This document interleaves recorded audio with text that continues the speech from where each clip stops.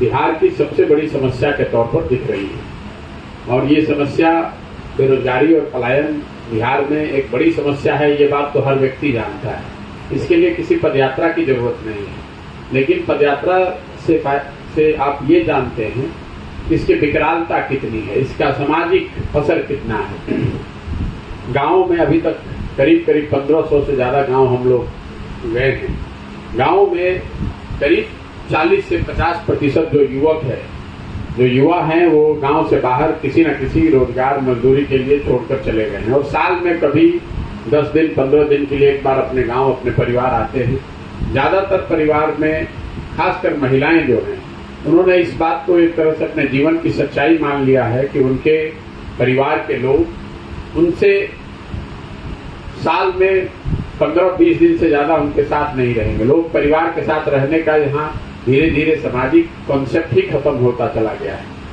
बच्चे पहले पढ़ाई के लिए बाहर जाते हैं, फिर कमाई रोजगार के लिए बाहर जाते हैं, फिर जब आपकी उम्र हो जाती है तो आप दवाई के लिए बीमार पड़ जाते हैं, तब बाहर जाते हैं। परिवार का एक साथ न रहना एक बहुत बड़ी सामाजिक त्रासदी है जो गांव में नीचे घूमकर मुझे देखने को समझने को मिली।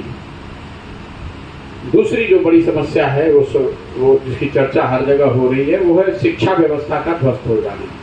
बिहार में शिक्षा व्यवस्था पूरी तरीके से ध्वस्त है, ये बात कमोवेश सब लोग मानते हैं। लेकिन पदयात्रा के दौरान मैंने जो देखा कि पूरी जो स्कूली व्यवस्था है पढ़ाई की वो उत्क्रमित विद्यालयों और समायोजित शिक्षकों के द्वारा की कंधों पर है। और जो सारा दिक्कत है, कई लोग ये बताते हैं कि शिक्षकों की गुणवत्ता एक मेजर समस्या है, वो एक समस्या है, लेकिन शिक्षा व्यवस्था के ध्वस्त हो जाने के पीछे सबसे बड़ी जो परेशानी मुझे दिख रही है वो है समतामूलक शिक्षा व्यवस्था बनाने के नाम पर हर गांव हर पंचायत में कोई स्कूल खोल दिया गया। स्कूल के नाम पर एक बिल्डिंग बना दी गई। इस बात की चिंता नहीं की गई कि जहां पर बिल्डिंग है वहां पर पर्याप्त संख्या में शिक्षक हों, जहां शिक्षक हों वहां पर बच्चे हों। इसकी वजह से हुआ ये है कि जहां पर बिल्डिंग है वहां शिक्षक नहीं है, जहां शिक्षक है वहां बिल्डिंग नहीं है, जहां दोनों है वहां बच्चे ही नहीं है। तो पूरे जो स्कूली व्यवस्था है बिहार में उसकी छवि खिचड़ी बांटने के सेंटर के तौर पर समाज में आज दिख रही है।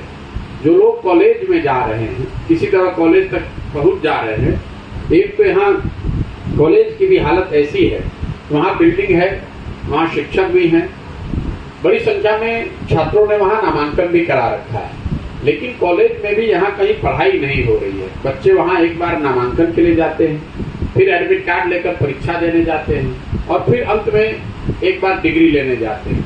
तो मैं एक शब्द में कहूँ, बिहार में स्कूलों में खिचड़ी बट रही है और कॉलेज से डिग्री बट रही है। वो भी डिग्री 3 बरस की, 4 बरस, 5 बरस, 6 बरस में लोगों को मिल रहा है। तो कुल मिला जुला कर शिक्षा के जरिए समाज में जो उन्नति का